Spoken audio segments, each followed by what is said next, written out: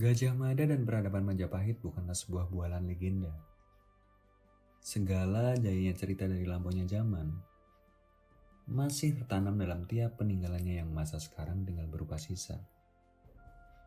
Ketika Majapahit hampir menguasai seluruh Tenggara, dan ketika Jawa kala itu yang menjadi pusat perhatiannya. Kebesarannya bukanlah sebuah memori belaka. Hampir dalam segala aspeknya, kerajaan terbesar yang berletak di Pulau Jawa ini telah menjadi tolak ukur perbandingan. Perekonomian yang maju, religi dan kesusastraan yang terus dikidungkan oleh para empu, dan masih banyak berkesenian lainnya yang masih terwaris hingga milenial. Dan kini lebih dari 700 tahun telah berlalu. Betapa masih bangganya menjadi pewaris sekarang. Bagi sebagian orang, maknanya masih begitu dilestarikan. Dan sebagian lagi, terkonversi menjadi jumawa yang terlihat bangga akan sebuah masa jaya. Namun Jawa tetaplah Jawa. Tanpa cerita masa jayanya, tetaplah menjadi bagian dari kesatuan bumi Nusantara. Di hadapan ribuan pulau terbentang, ikrar seorang patih pernah dipertanyakan kesungguhannya. Panji benderanya sudah tertancap hampir di setiap jengkal tanahnya. Tersisa beberapa yang masih merdeka dan menanti kesungguhan makna dari sumpah yang di kemudian hari akan menyatukan berbagai keberagaman.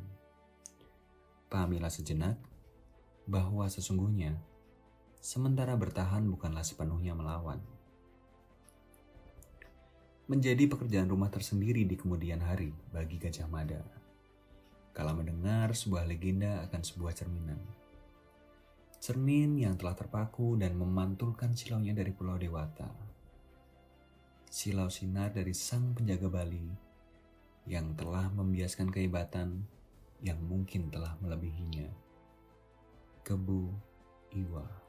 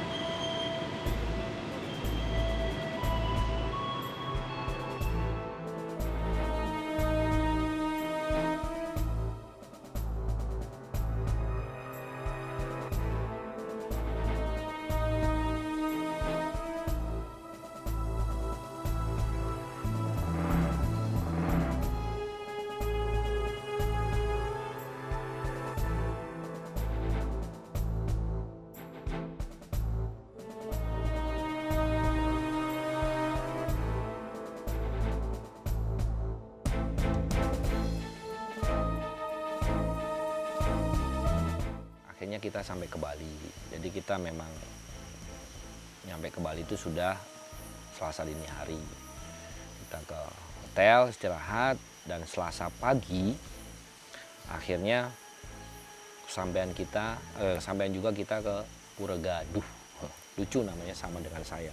Tujuan pertama kita tuh kan ke Pura Puseh dan Pura Gaduh. Jujur kalau dari saya pribadi agak shock atau kaget mungkin karena ya secara kan untuk membahas tentang culture, sejarah dan budaya tentang Bali kan ini adalah kali pertama untuk saya. Jadi ya bohong kalau saya tidak shock kaget dengan wah ternyata semegah ini dan setidak tahu apa-apanya saya tentang budaya di Bali. Jujur ya saya cukup ngeblank sih walaupun dari awal cerita besar udah dipersiapkan juga, tapi nggak banyak yang bisa saya kulik mungkin dari Pura Puseh atau Pura Gaduh.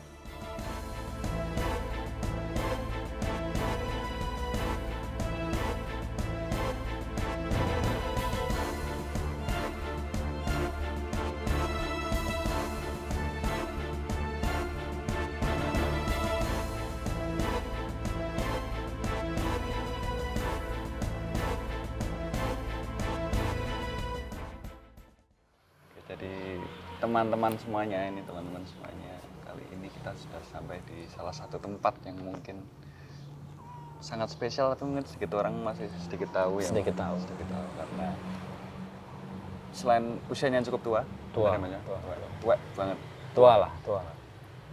Dan di sini adalah apa namanya? Bisa dibilang adalah cikal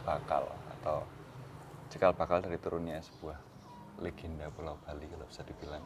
Ya, legenda tokoh besar Bali yang sebetulnya kenapa kita ketarik ke sini kan yang tadi di video sebelumnya kita ceritakan bahwa ada sosok besar lah sebetulnya yang kalau di Jawanya di Majapahit seorang tokoh Gajah Mada yang bisa mempersatukan Nusantara, pasti ada andil besar siapa orang besar di belakangnya, guru besar apa.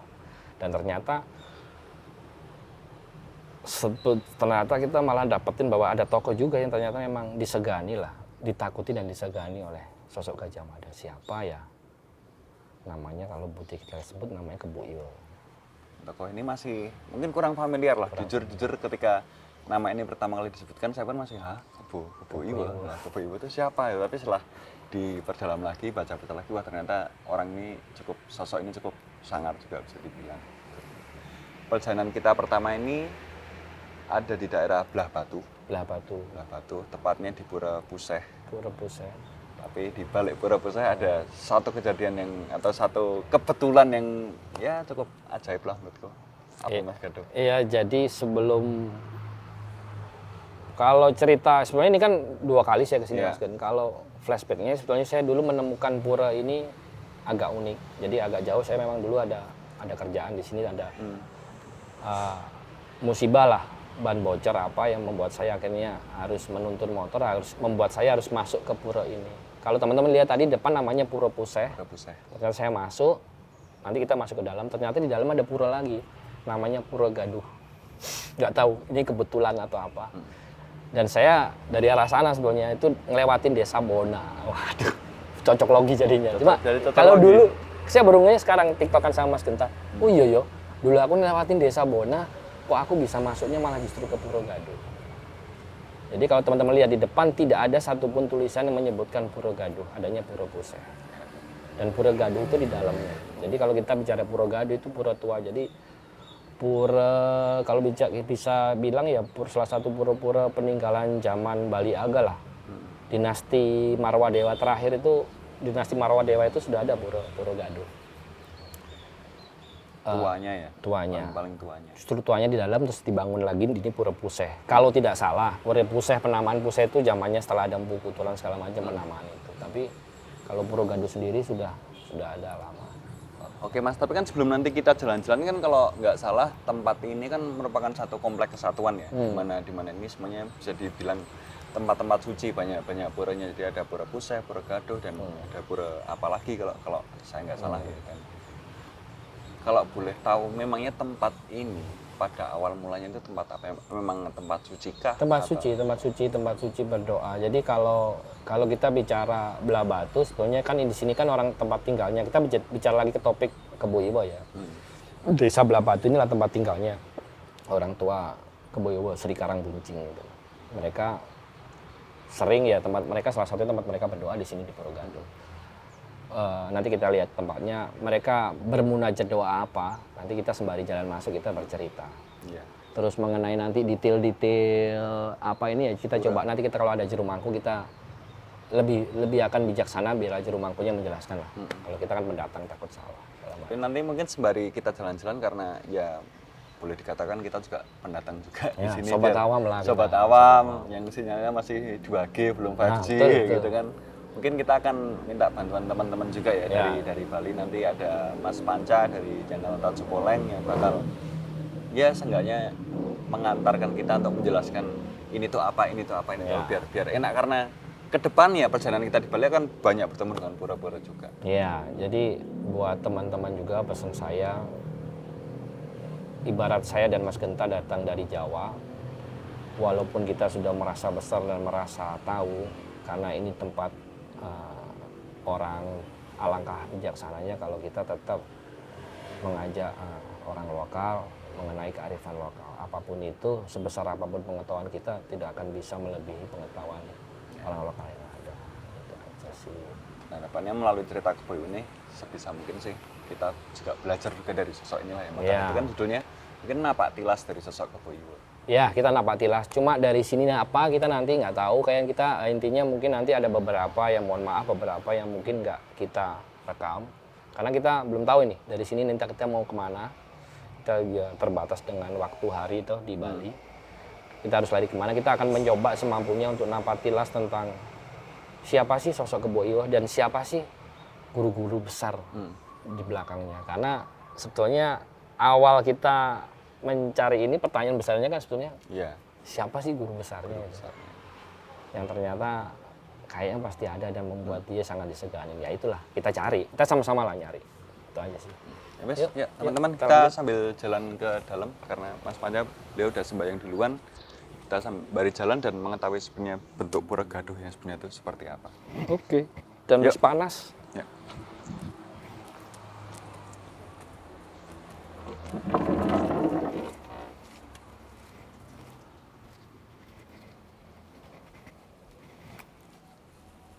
Om Swastiastu, ganggu ini udah selesai? Mau ngobrol-ngobrol bentar lah, bantu-bantu ini. Tempat yang agak enak mana nih? Sini ya, ini berteduh. Nah, sini. Ini nggak apa-apa ya? Agak segan ya teman-teman. Iya, Kita saya datang ke agak daerah grogi baru, nih. mengenal budaya baru itu sebenarnya agak-agak segan juga. Oke Mas gitu. Dari mana tadi? Ya dari jalan-jalan. Yang inilah kita mau napak tilas Kebo Iwo. Terus ya karena kita masuk ke tempat pura kan, ya mungkin nanti kalau dari Mas Genta dan saya sebagai sobat awam kalau ada pertanyaan-pertanyaan yang terkait tentang apa ya kearifan lokal terkait istilah-istilah ini, mungkin alangkah baiknya kalau Juru Panca yang bisa jelasin gitu takutnya apa yang general aja. Iya, Kan saya sebagai orang Jawa dan pendatang takut salah sebetulnya, itu aja sih. Jadi mungkin nanti jelasin secara umum lah. Ini Iya. kalau Iya. masalah sejarahnya nanti kan Juru Mangkunya ke sini nih. Kebetulan udah kalau bahasa Balinya ngulemin lah. Udah minta izin juga sama Juru Mangkunya. Jadi sebenarnya kita juga sudah minta izin sama Juru Mangku, cuma karena Juru Mangku sepuh, kita tunggu nanti kalau kita udah selesai baru nanti kita ngobrol. Kasihan sudah sepuh kan. Jadi ini ya kalau ini tempat berdoanya Sri Karamunjing di sini, titik. Terus ini Mas Panja, Yuk. kita boleh jalan-jalan sambil jalan-jalan boleh nggak sih? Boleh ya? Iya Mas Panja. Iya. Kalau dalam pura ya Masnya, ini kan aku nggak tahu ya Masnya teman-teman. Iya. Ya. Kayak yang 4 ini tuh apa Mas? Nama bangunannya itu. Ini Mm-mm. kalau di Bali seperti Bali Pepelik dia mas maksudnya. Apa kalau Babeli Pepelik bahasa apa yang gampang diterimanya apa ya? Seperti tempat paruman-paruman para dewa, piasan dulu Bali Pepelik dia. Konsepnya seperti itu. Pelinggih itu ya. Pelinggih, jadi sebagai sentral lah untuk penghubung beliau, stana dewa seperti itu. Dan pada setiap pura umumnya ada Mas. Umumnya ada, Pasti coba nanti bedanya kan tergantung dia ini istilahnya apalah sinyal untuk kemana. Ada yang menguja Gunung Agung lewat sini, jadi istilahnya sebagai sinyal lah, sebagai koneksi.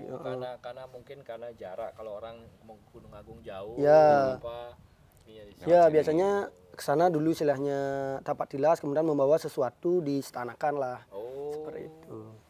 Tapi rata-rata memang tetap sebelum itu tetap ke Gunung Agung dulu ya nanti di sana kan rata-rata.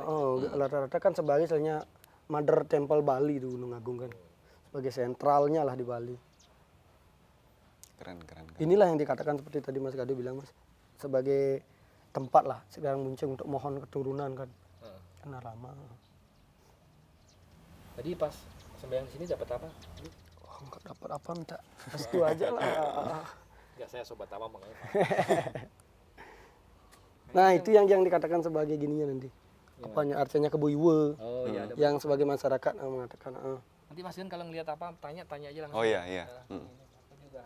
Maaf. Terus kalau yang ini Mas Panja, yang bangunan rumah di depan ini satu kesatuan sama pura gaduh ini atau Beda ini. belakangnya? Itu ada jalannya masuk itu. Oh.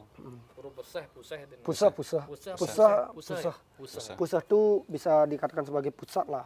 Pusat. Ya berarti pusat kerajaan zaman dulu kan zaman itu. Sebagai sentral wilayah lah. Pencetusnya Bekuturan tetap. Kayaknya ini sebelum lah eranya. Enggak yang pusah. Pusat ya, dari Kayangan Tiga namanya ada pusat, kemudian ada dalam, ada segare loh, ada di sini. Bekuturan sebagai istana Brahma Wisnu Siwanya, di Bekuturan jelaskan. Jadi soal ini Mas Panca, soal pelinggih di tiap pura itu pasti beda-beda. Beda-beda. Beda-beda. Jadi tidak bisa disamakan lah, tergantung nanti kan napak tilas leluhurnya yang buat seperti itu. Ada garis-garis lain keturunannya yang tidak bisa disamakan lah. Tapi ya Mas Panca ini mungkin maaf kalau agak sensitif juga, kan kebanyakan digambarkan dengan bentuk arta seperti itu. Berarti memang dipercaya dulunya juga seperti itu juga, Mas. Nah itu kan hasilnya ada seninya lah, arsiteknya seperti itu. Jadi biasanya itu semua ada filosofinya lah dari hal-hal seperti itu. Oh, kenapa ada taring, kenapa Ya, harus ada tangannya seperti ini, itu ada filosofinya. Semua ada Pelambangan lah ya. filosofi, biasanya kalau masuk pura itu kan ada yang seram-seram lah. Sebenarnya sampai di sana lah kita naruh hal-hal yang negatif. Ada mata melotot, berarti jangan di pura kita membawa yang emosi. Kalau mata melotot kan emosi, perlambang. Kalau lidah panjang artinya biar nggak membicarakan yang jelek-jelek di pura seperti itu. Itulah sih filosofinya. Kita itu kayak ditegur dulu atau diingatkan dulu sebelum masuk dengan bentuk visual harusnya. Ya, keren seperti itu. Nah kan kebanyakan kayak orang-orang awam di luar sana kan berpikir bahwasanya kalau datang ke Buali kan selalu dengan akrab dengan sesuatu. Padahal enggak juga ya Mas Panca. Kebanyakan baik-baik, Ada filosofinya. Mas. ada filosofinya. Perlu dipecahkan dulu. Itu yang unik kan itu. Itu dulu tuh seperti bekas ada apa namanya petirtaan kan, ada pancoran itu. Iya itu. Ada itu lingga-lingga yang memang unik tuh. Oh dua itu. Ya Petirtaan dua. petirtaan itu.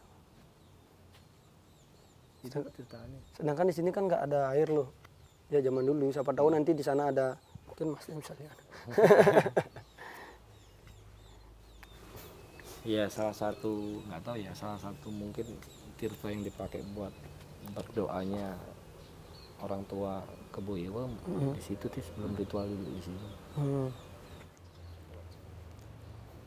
Sangat luas sebenarnya ini.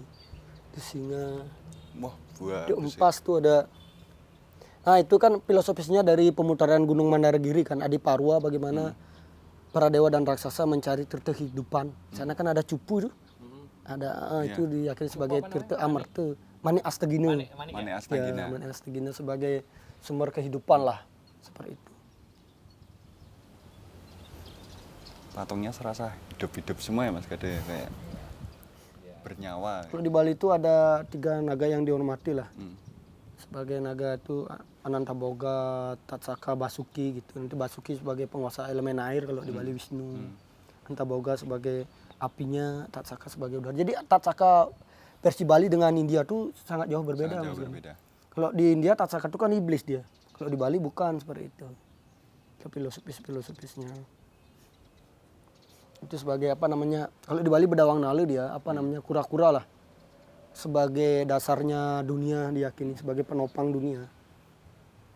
Itu Nah, orang Bali sendiri percaya juga ya Mas, kalau kura-kura itu juga merupakan satu yang disucikan juga ya. sangat disucikan, itu sebagai penopang lah, penopang dunia. Ini kalau di Bali itu semua ada aturannya. Buat tangga pun ada aturannya dia. Nggak apa namanya, nggak kasalan buat tangga harus segini, nggak. Harus semua ada aturan, ada. Aturannya. Hmm. Aturan itu berdasarkan apa Mas? Ada lontar salo kesali, Mas. Ada undak, ande, gando gitu. Kalau untuk pura berapa, kalau untuk rumah berapa. Jadi kalau salah biasanya sering kesandung lah, jatuh gitu kalau logikanya.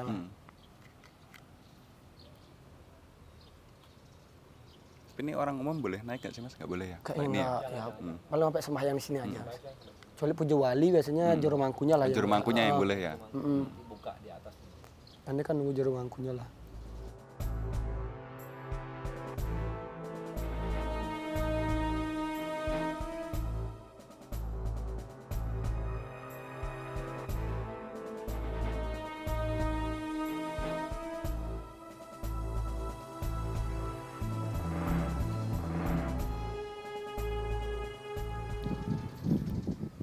Jadi kalau tempatnya ini memang dulu orang tuanya Kebo Iwa si Kerau Muncing berdoa di sini.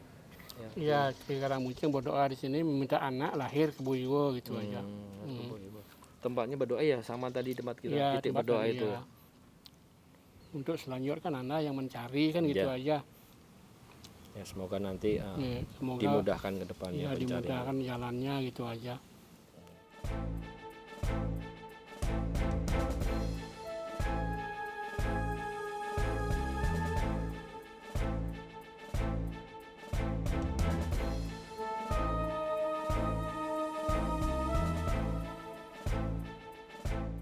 Jadi teman-teman, mungkin sekilas bisa kalian lihat, kita sekarang sudah berada di dalam Pura Gaduh, tempat dimana apa ya, folklore keajaiban tentang legenda sosok Kebo Iwa pernah turun dari langit sana menuju ke tanah belah batu.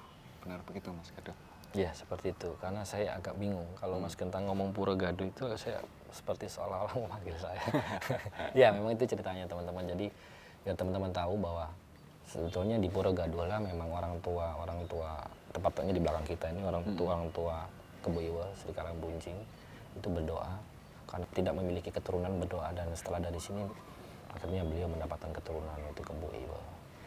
Yang akhirnya prosesnya gimana nanti kita coba cari pelan-pelan. Intinya dari cerita bahwa akhirnya Kebo Iwa tumbuh menjadi memang anak yang sampai remaja, anak yang apa ya, sedikit berbeda lah, punya keistimewaan antara lain porsi makannya, kekuatannya.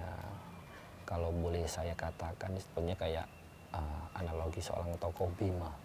Bima itu kan kasar, ini tapi jujur orangnya, memang polos dan jujur.